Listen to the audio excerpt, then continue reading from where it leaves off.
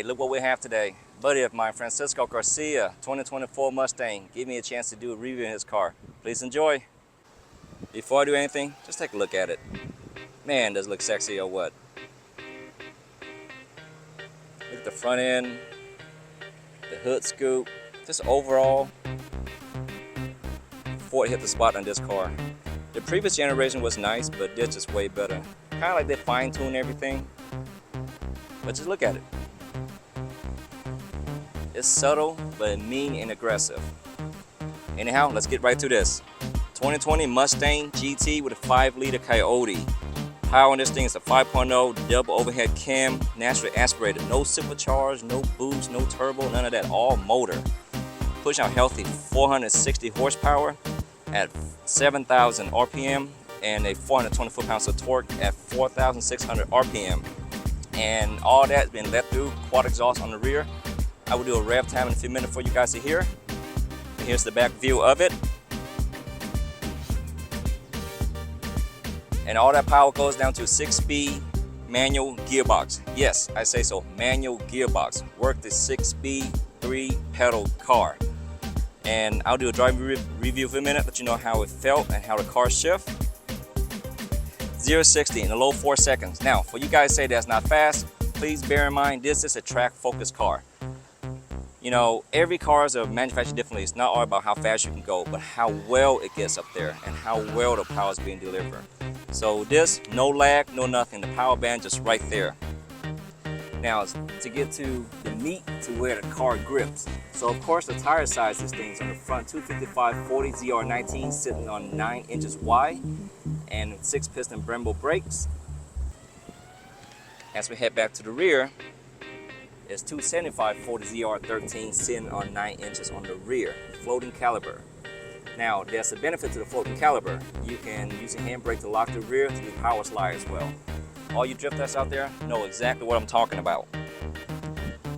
As far as fuel capacity goes, small fuel tank, 16 gallon. MPGs, not so shabby, 15 on the city, 24 on the highway. These are performance cars, so don't look at it fuel sipping vehicle. These things drink gas. And with that comes performance. If you want something cheaper, get a Prius. With this, no way around that. I'm gonna do another walk around, kind of show you guys, and then we'll go underneath the hood and inside the car and a road test.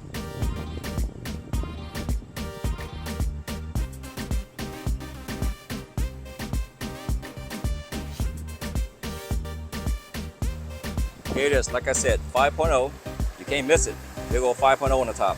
So Mustang has a heritage of 5.0 for the longest. This has always been their number, 5.0. And the engine changes over time, but it still kept that 5-liter displacement. There's a few upgrades compared to the older vehicle. Power steering now is electronically controlled.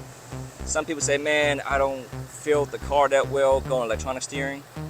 Honestly, car manufacturer has put a lot of time and effort into make the steering system works better and to adapt to the car driving behavior, adapt to cruise and all that stuff. So honestly, I'm used to this electronic driving system now, and it does a pretty good job mimicking the way the car behavior.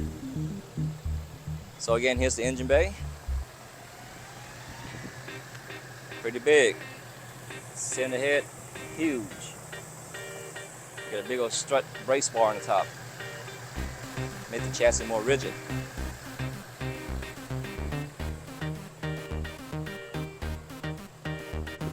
So here's the inside of this 2020 Mustang. So it hasn't changed much throughout the year. Everything's basically is where it's supposed to be, very easy to use. Your steering controls on the steering wheel. 6-speed gearbox. Of course, this is where the shifters are. Very straightforward. All your shift mode, or dynamic mode should I say, is on the bottom. And besides that, everything in the car is it's kind of come from the old style over here. It's kind of updated and tweaked a little bit. Besides that, nothing really changes much. Here's a look at the speedometer, your gauges. Again, they are analog. Some people like digital, but hey, it's a sports car. Analog works fine. Things are fine the way it is, no need to change it.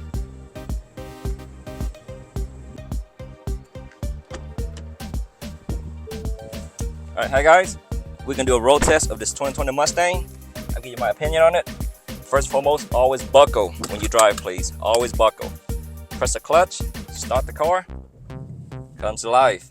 That exhaust system sounds really, really good, by the way. Handbrakes down. So again, 460 horsepower, 424 pounds of torque, all to the back wheel. Get that through 6 speed. First, second, all the gears is crisp and clean. All right. Now this does have rev match, by the way. So meaning is that if you shift a gear from one to the next, it finds the best RPM power band to matches that gear. So that makes very smooth shifting. And plus you can't go in the wrong gear, by the way. So if anyone who don't know how to drive a stick shift, and I know a lot of you guys don't out there nowadays, everybody going dual clutch, automatic, you forgot how to do the actual stick car like this. So I'm in the inside street, so we can't do anything much right now. I'm just gonna drive it normally. So by the way, this car was lower, and he brought into us doing alignment corrections. And so the ride's a little bit rougher than normal, but then again, even normal is still not smooth. And it does have spacers on it, so the back does stand out a little further. Also the front, so kind of widen the track out of the car a little bit. Now you can feel a lot of bumps on the road, by the way. And then the roundabout and wall, so the road's kind of rough a little bit. So Mustang back in the days, their clutch is really heavy, and you guys know exactly what I'm talking about. People always complain about the clutches being so heavy, but this one, honestly, I can do this all day. It's pretty easy to work. And you let off, maybe about 30%, it'll catch right away. So as you can see, I'm shifting gear, you hear the exhaust rev up automatically to matches my speed. And what that does is that you can hear the engine revs up.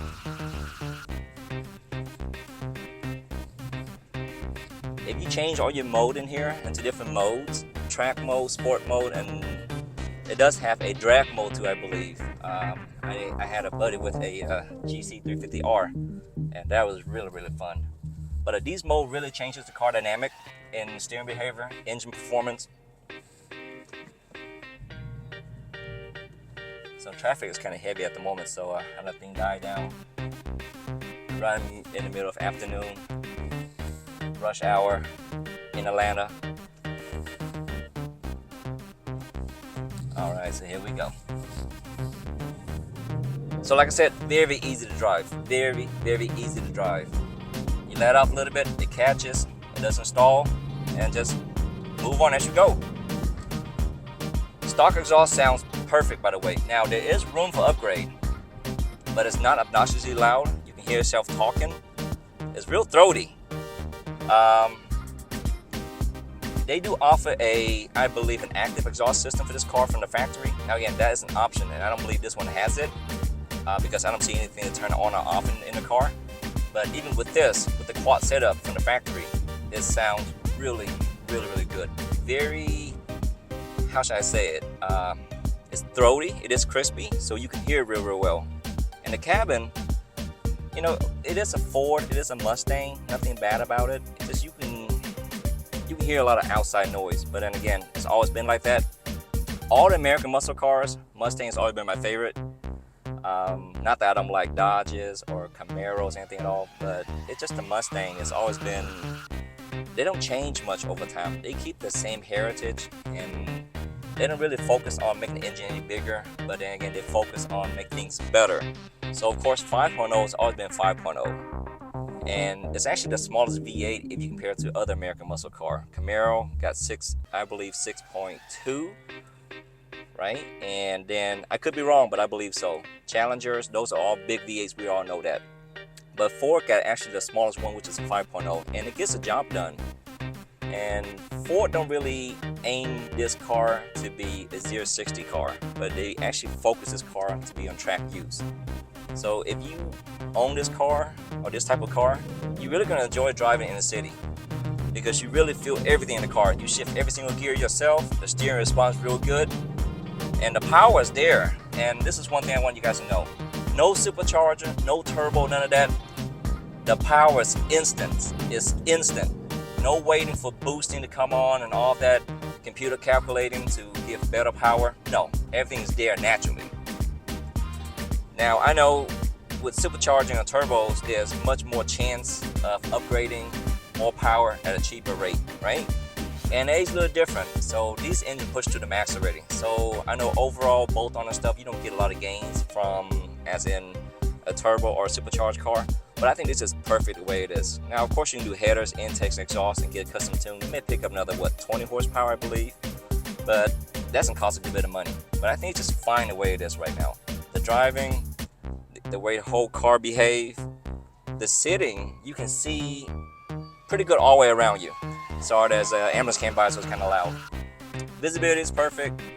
The hood is not overly high, so you really know where the front wheels are and the backs are. Even though the back kind of bulge out, but you can still see every corner, so you won't be hitting any side walls or whatever it's going to be, right?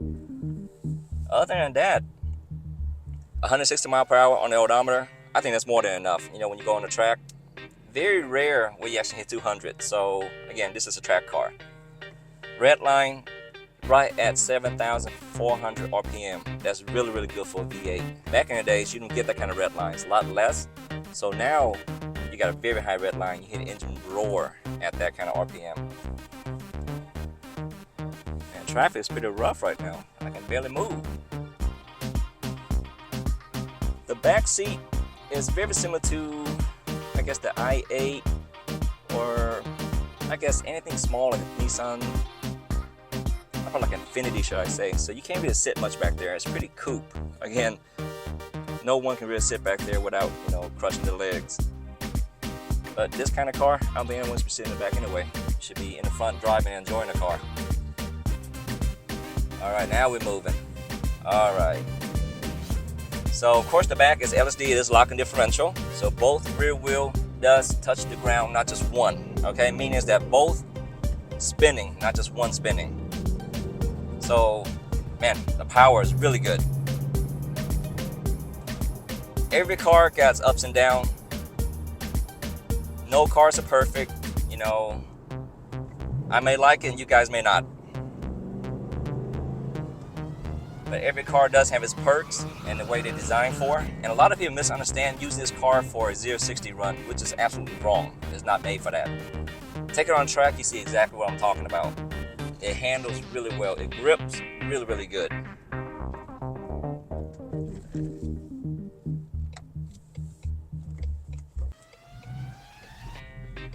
Even second gear takeoff, plenty of power. All right, so that's it for this video. I'm head back to the shop. If you guys like the video, please drop a comment, like, share, and subscribe. Until next time, take care.